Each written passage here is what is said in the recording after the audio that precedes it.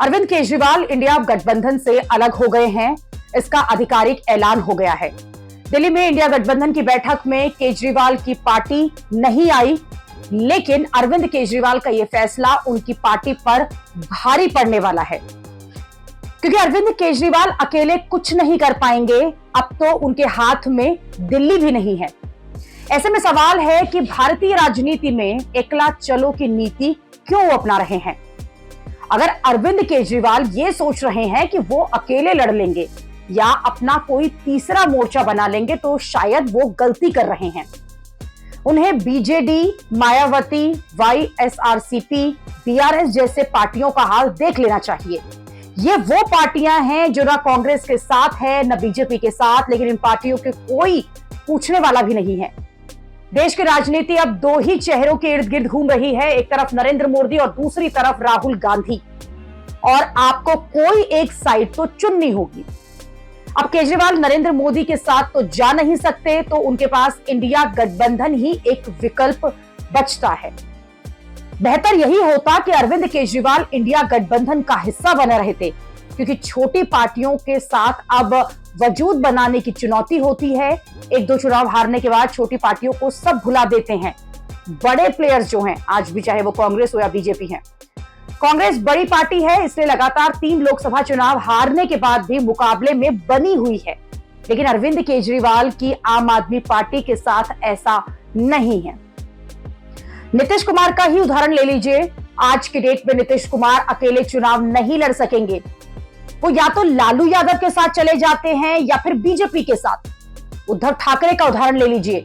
किसने सोचा था कि उद्धव ठाकरे कभी राहुल गांधी के साथ आएंगे, लेकिन उद्धव ठाकरे के सामने जब अस्तित्व बचाने की बात आई तो उन्होंने भी इंडिया गठबंधन का हाथ जो है वो थाम लिया। और अरविंद केजरीवाल ये क्यों भूल जाते हैं कि ये वही इंडिया गठबंधन है जिसने दिल्ली में इन ट्रांसफर पोस्टिंग से जुड़े हुए बिल को लेकर संसद में उनका साथ दिया था।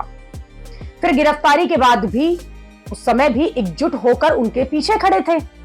देश की राजनीति में या तो आप एनडीए का हिस्सा बन जाएं या फिर इंडिया गठबंधन का, तभी आपके पास खुद की पार्टी का जनाधार को बचाने के रखने के लिए विकल्प रहेंगे। अरविंद केजरीवाल खुद ये मानते हैं कि बीजेपी के पास बड़ी चुनावी मशीनरी है, चुनाव जीतने के लिए संसाधन है और बजट की कोई कमी नहीं है। सीटों की संख्या के मामले में भी अरविंद केजरीवाल की पार्टी जो है वो बीजेपी के आगे कहीं नहीं ठहरती। इसलिए अरविंद केजरीवाल के लिए बेहतर यही था कि वो इंडिया गठबंधन का हिस्सा बना रहे, जिससे कि मुसीबत में पूरा विपक्ष जो है वो उनके साथ आ सके। लेकिन 2 सीटों का उपचुनाव जीतकर अरविंद केजरीवाल जो है वो खुद को सियासत का महारथी मान रहे हैं। मैं किसी से पूछ रहा था, मैंने कहा ये कांग्रेस और बीजेपी का रिश्ता क्या कहलाता है? क्या ये भाई बहन का रिश्ता है या ये पति पत्नी का रिश्ता है? आपको क्या लगता है? ये ना भाई बहन का रिश्ता है और ना ये पति पत्नी का रिश्ता है। ये प्रेमी और प्रेमिका का रिश्ता है जो छुप छुप के मिलते हैं। ये छुप छुप के मिलते हैं, ये चोरी चोरी मिलते हैं समाज के डर से। समाज इनकी शादी स्वीकार नहीं करता, तो ये छुप छुप के मिलते हैं, चोरी चोरी मिलते हैं, चोरी चोरी सब कुछ करते हैं। ये प्रेमी और प्रेमिका का रिश्ता है, इनसे बच के रहना दोनों बहुत खतरनाक है। अरविंद केजरीवाल को ये लग रहा है कि देश में गैर कांग्रेस और गैर बीजेपी की राजनीति का सबसे बड़ा चेहरा बन सकते हैं, जब अभी उनकी पार्टी इस हालत में नहीं है कि वो कांग्रेस और बीजेपी का विकल्प बन जाए।